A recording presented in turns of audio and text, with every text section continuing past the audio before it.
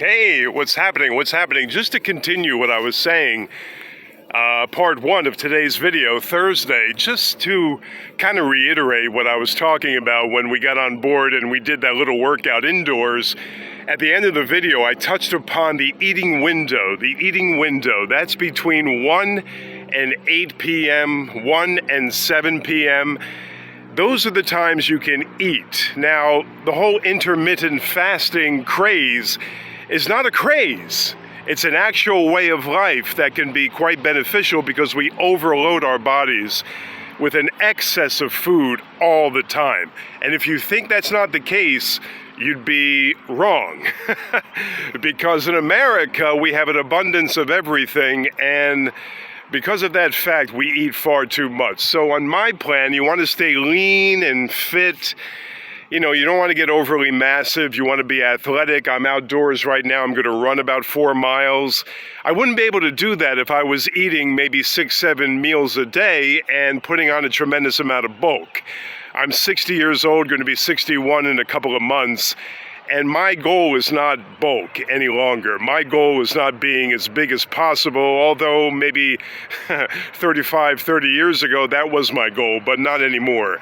And to remain fit in your later years, or even your earlier years for you young people out there. You young people, because I'm an old guy now, you know, but you gotta limit the food intake.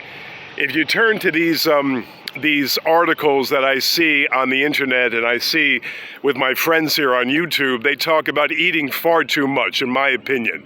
I'm not about starving. I'm not about depriving yourself. I'm about eating when you're hungry and also not sticking to that breakfast, lunch, dinner, antiquated menu that you had throughout your whole life. It's bullshit. It's not really going to be something that's going to be beneficial as you get into your 40s, 50s, and 60s, and hopefully beyond. That eating window is necessary because we have to give our bodies the rest that the digestion needs a great deal of rest. We need, it needs to be without food. Just as if you overloaded a muscle continuously throughout the day, that muscle would need to recuperate. The same is to be said with your digestion system. That needs time to rest. So you give it adequate rest with that eating window, and you don't eat anything aside from that 1 to 7 or 1 to 8, that 7 or 6 hour period in which I described. So I actually did that very succinctly in a rather intense video that I made a couple of weeks ago. You can turn back to that because in the archives you can see anything you want to see right here on Romeo Fitness. But nevertheless, see, now I'm going to hit this hill now. And I did my weight training earlier. Now I'm going to do some serious running because I like to do the cardio, the extensive cardio after a weight training session. Some people, I used to do it the other way around. I used to do my main cardio before and then do my weights afterwards, which left me a little strength to do the proper weight training regimen for the day. So I kind of nixed that and I do my cardio afterwards now. And when they tell you cardio is not important, it probably doesn't build a tremendous amount of muscle. It probably hinders you from building a tremendous amount of muscle if you want to get down to it. But what comes first? Your circulatory system, your heart, or the fact that you have 1 more inch on your bicep? I would hope you're intelligent enough to recognize the advantage and the benefits of a good cardiovascular routine throughout the week. I'm running about 4 or 5 times a week. I'm training with weights about 5 times a week. I'm doing it all. I'm playing some basketball, I'm playing some hockey. I'm doing a lot of things, and I'm approaching 61.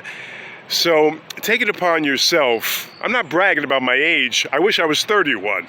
But now that I'm 61, I'm doing okay. Why? I lost all of that bulk. I went from, I used to be a svelte 190, now I'm about 170. And that suits me fine for the age I'm at, because anything more I think would be a great deal of excess stress on my system. That's just my approach because I don't know, I just feel intuitively this is the way for me to go in this later stage, or this middle stage of my life. I guess it's not middle stage. People don't live to be 120, do they? I hope to. Listen, I'll catch you later. I hope you got a little good, I don't know, some kind of advantage going forward. I'm going to talk about overtraining and its myths, where you're probably not overtraining at all. You're probably just being a little unimaginative in your workouts. Going to get to that tomorrow. Be sure to subscribe if you would. I really would appreciate it. I want to get the subscription up so I can get going on this. I can make a few bucks. I can keep bringing you new content. And I can feel it's worth my while to get out here and bust my behind for you about 6-7 times a week. I really appreciate it. Ralph Romeo Fitness right here on YouTube. Please subscribe. See you tomorrow.